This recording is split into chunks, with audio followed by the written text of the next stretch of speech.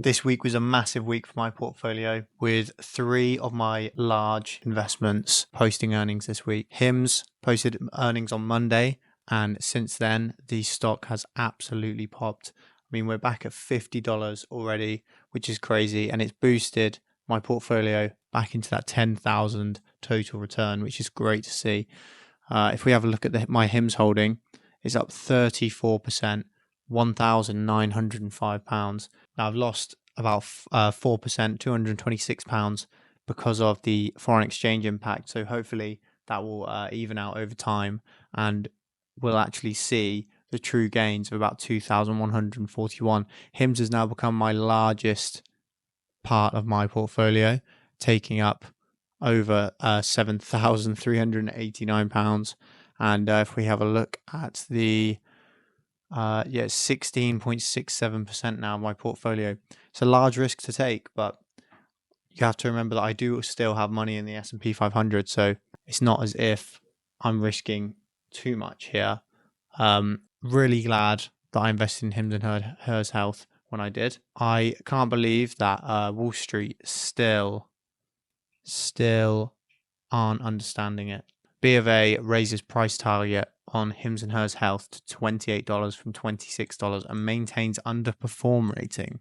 I mean, I had a look at what they actually had to say, and this Bank of America says that Hims and Hers Health faces a strategic choice between semaglutide expansion or core business. I just don't understand why they're so focused on the semaglutide. I mean, I know that it's giving them incredible gains, incredible revenue growth, but if we take a look at HIMS quickly, so I don't understand why they're so focused on the weight loss side of the business. When you look at all of the avenues that Hims and Hers can go down, it's almost as if they're still not over the GLP-1 fad. And Bank of America and Wall Street in general, they cannot see past it. Although it's possible that a few of them are starting to catch on, considering the share price has shot up recently. But I mean, if we just have a look at all the things and categories that HIMS can go into, sexual health, it already dominates in that area. Dermatology, it can move into very easy. It already has. You can get very good acne treatment, hair loss, hair restoration. Mental health, that's the next one that they're going to move into heavily. And weight loss, obviously they've still got loads of other drugs to give and weight loss, like the weight loss pills that they're trying to deliver. They seem to think that there's effectiveness in that. And then also coming soon, they're trying to get into hormone replacement therapy, so testosterone and menopause. And then there's other categories in the more distant future, like longevity, sleep, and preventative medicine. So I just don't understand why, going back to what the B of A is saying here, it seems to think that it has the strategic choice between semaglutide expansion or core business. I don't see why they can't do both. There's no reason. They're growing unbelievably fast. If you look at their revenue quarterly basis, year over year, it's up 110.67%. I mean, that is insanely fast revenue growth. I mean, if you look at companies that are doing, less than half of that, way less than half of that. If we look at Palantir, for example, Palantir on a quarterly basis is growing year over year at less than 40%, and it's grown incredibly quickly over the past 5 years. Absolutely shot up 400% in a year. The thing's trading at a 0.23 stock-based compensation adjusted free cash flow yield. I mean, I don't understand what's so great. Why is Palantir's revenue growth so much better than HIMS? And then we look at HIMS. It's sitting at 1.13, and it was only this month that I was saying HIMS's buy. Check out its free cash flow yield. It managed to get to a price to free cash flow yield of 4.35%. And I'm pretty sure after stock-based compensation, which accounts for about 40%. You were looking at like 2 point whatever, 2 point something percent. And then you've got Palantir trading at some ridiculous valuation. I think that we're going to see HIMS continue to pop. Also, I don't know if you heard, but Hims and Hers and Novo Nordisk have paired up to offer Wegovy through their new offering called NovoCare, and essentially it's a set price of like $500. I think it is $500, and it includes nutritionists and just Hims healthcare, as well as the Wegovy drug on a monthly subscription basis. So this is a major breakthrough in terms of the weight loss business. And then obviously they've got the other things going for them as well. The far cheaper liraglutide, which they can just compound themselves and produce themselves now. And like I was speaking about, the weight loss pills, and then if they have to personalize a semaglutide dosage, they can do that and sell it for much cheaper. But that's only for people who really require the clinical need for it. So Hims is in a really good position, and their revenue growth is really insane. They also gave us some 2030 financial targets. So they want to hit at least 6.5 billion, at least 6.5 billion in revenue by 2030, and 1.3 billion in adjusted EBITDA by 2030. So they really have confidence in what they're doing and that they can grow. I do think it's worth mentioning quickly that Hims and Hers, their free cash flow this quarter was lower than the previous 2 quarters, and that is because they have been increasing their capex.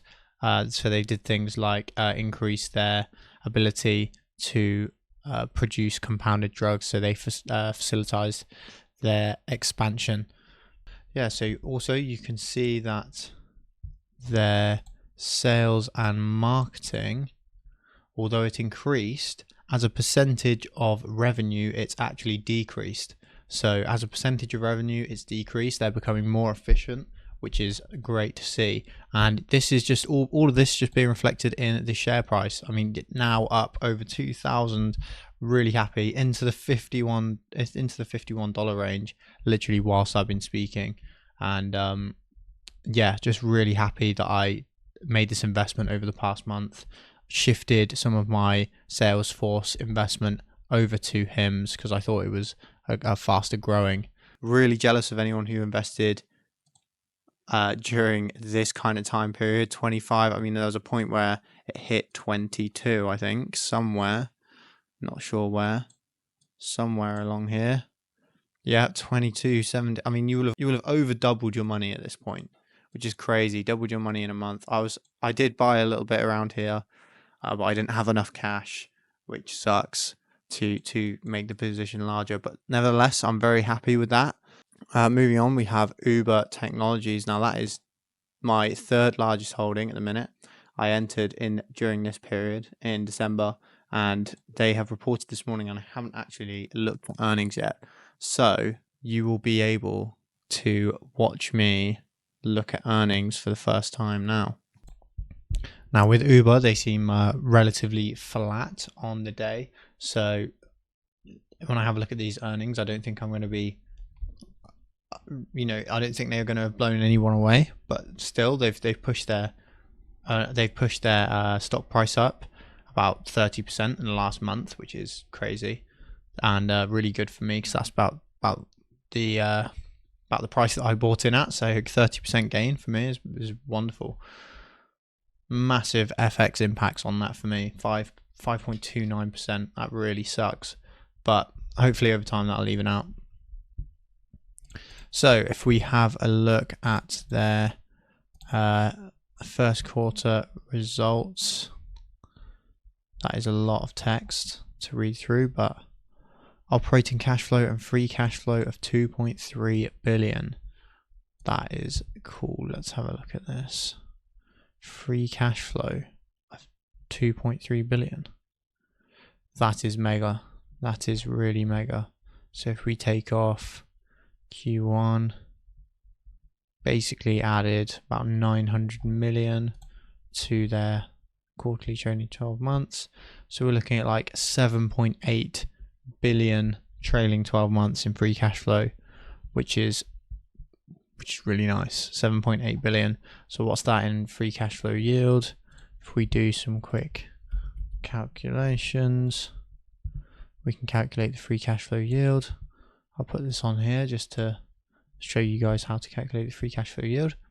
So we estimated free cash flow to be about 7.85 divided by 175.67, because that is the market cap, and we get 0.044. So obviously times 100 to make it a percentage, and we get 4.46% free cash flow yield at the minute. And historically, stock-based compensation was 25.84%. So we can just do a quick estimation. I'll have a deeper look into the earnings later. And if we just times that by 0.75, we can see a free cash flow yield taking away stock-based compensation of 3.35%. So Uber is still definitely undervalued, considering that revenue is growing 14% year over year, or 17% on a constant currency basis. I will have a look at these earnings a bit more. By the looks of it, these guys are growing their EBITDA crazy fast, 35% year over year to 1.9 billion. Their adjusted EBITDA margin as a percentage of gross bookings was 4.4%, up from 3.7% in Q1 2024. So they're becoming more efficient as well, which is great. And love to see the free cash flow growth. That is amazing. And their outlook, they're expecting their adjusted EBITDA to continue growing at an incredibly fast pace as well, between that 30%, 35% mark. So all good when it comes to Uber. I also saw that they recently announced a deal with another autonomous taxi driving company who are going to put autonomous taxis on the platform as soon as possible. Momenta. Oh, they've got another one here. Pony AI. May Mobility. Oh my god, they've got loads. They've got loads popping off. I haven't checked either of these, to be honest with you. Okay. Uber and May Mobility to announce strategic partnership to scale autonomous vehicles. Wow, there you go. There's another one. I mean, there's just so many autonomous vehicle players entering the game now that I just don't see how Tesla investors justify the valuation on Tesla. But hey ho, we're not here to talk about Tesla. Here's another one, Momenta, on the Uber platform. Markets outside of the US and China. So maybe I'll be seeing this in the UK. Will take place in Europe. Yeah, so maybe I'll be seeing this in the UK. Momenta. It's just loads of them. And then Pony AI to advance autonomous mobility. I guess this is a Chinese, in the Middle East. I don't know how Tesla thinks that they're going to compete with this. Remember, guys, that this autonomous vehicle narrative was what made Uber sell down around here in December time. This is when I was buying in. I released a video on Uber telling you my thesis on how there's going to be loads of autonomous vehicle players and not just Tesla. And this is what brought the share down, the share price down so quickly. It was because Tesla was speaking about autonomous vehicles.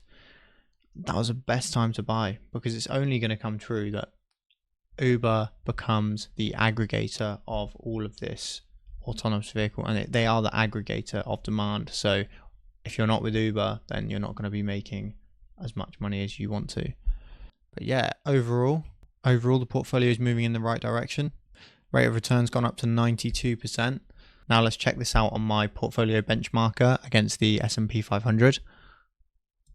So now if we compare my portfolio to the S&P 500's performance, so this is if I would have invested in the S&P 500 every time I've invested in an individual stock, then my portfolio would be sitting at 37,347, and currently my portfolio is sat at 44,273.